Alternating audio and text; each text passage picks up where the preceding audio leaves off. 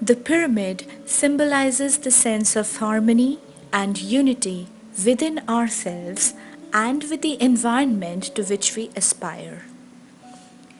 The individual bricks of the pyramid are the lessons which we are supposed to learn in order to build a sustainable structure. It is important to maintain a sequence. Large stones can only be placed at the bottom. Similarly, in human life too, certain sequences of events has to be maintained so that the foundation is strong. The base of the pyramid stands for our body. The apex of the pyramid stands for the soul. The pyramid as a whole is the union of the human body with the higher self. The numerology pyramids were started by Pythagoras, who is considered to be the father of modern numerology. He is also considered to be the first pure mathematician and is famous for the proof of Pythagorean theorem. However, very few people know about his philosophical and spiritual side. It is said that he spent about 22 years of his life studying with the temple priests in Egypt. Out there, he learned about the true meaning of the pyramids. He started considering these structures as the symbols of human maturity. So, what is this numerology pyramid all about? Well, the numerology pyramid is basically this kind of a chart where you have the base numbers, then you have the peak points of maturity, and with that the chronological ages and the years when a person is going to hit these peaks. The peaks are basically the triangle peaks, which are indicative of transition points in a person's life. The numbers at the peak points are known as peak or pinnacle numbers, and they reflect the momentum of time that the person would be receiving. The particular years and ages specified at the peak or pinnacle points would be very important times in the person's life.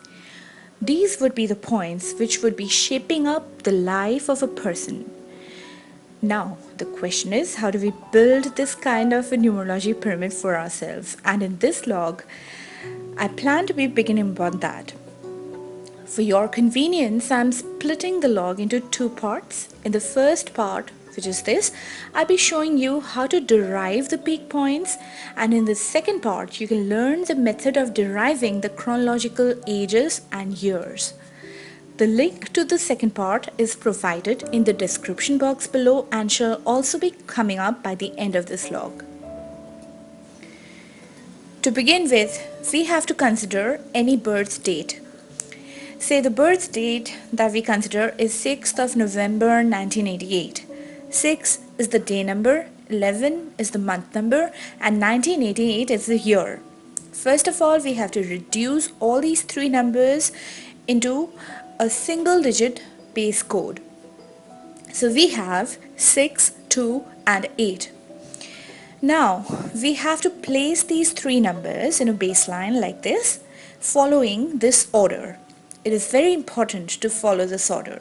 The month number has to come first, so 2 comes first, then the day number 6, and finally the year number 8. So now that we have these three numbers, how do we build the pyramid? So we have, once again, 2, 6 and 8. Let us draw our first triangle, and we can find the first triangle peak number by adding the first two numbers, 2 and 6, and we get an 8, which is the first triangle peak. Now, to get the second triangle peak, we have to add the second two numbers, which is 6 and the year number 8. So by doing that, we get the second triangle peak. Once again, add the month to the day number to get the first triangle peak, then add the day to the year number to get the second triangle peak. So we have two peaks now, and we have to build upon it to get the third peak. And to get that, we have to add the two peak numbers to to get the third peak number, which is a 4. The final peak is derived by adding around the inner pyramid. So we add the first number, that is the month number, to the last number, that is the year number, and we derive a 1.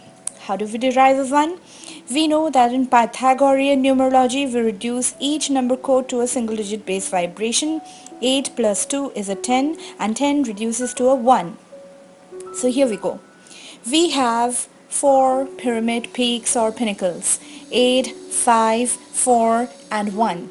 8 is the first peak or pinnacle, 5 is the second, 4 is the third, and 1 is the final. These numbers are indicative of the momentum of time that this particular person would receive.